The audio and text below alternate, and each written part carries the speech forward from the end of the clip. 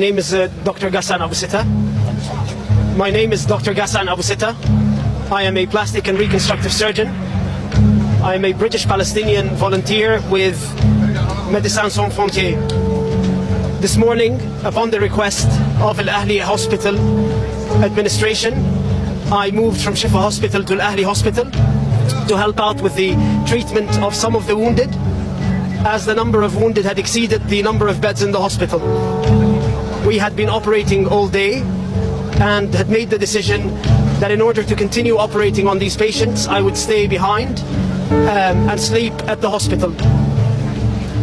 In the evening, after we finished one of the surgeries, we heard a missile screech following by a huge explosion.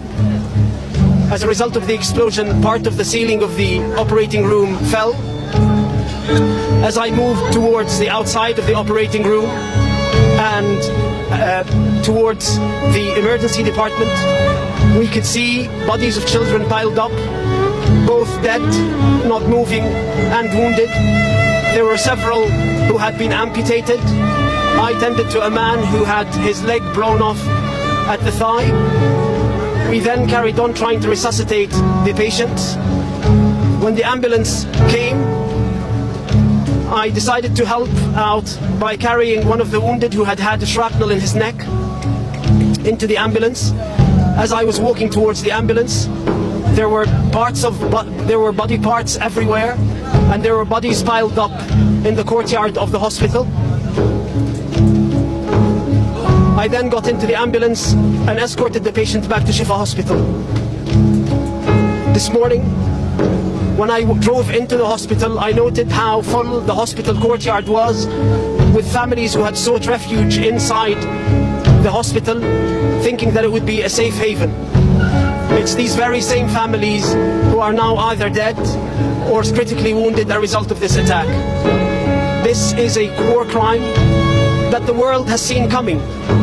Israel has been warning the entire world that it was going to attack Palestinian hospitals, and it did exactly that.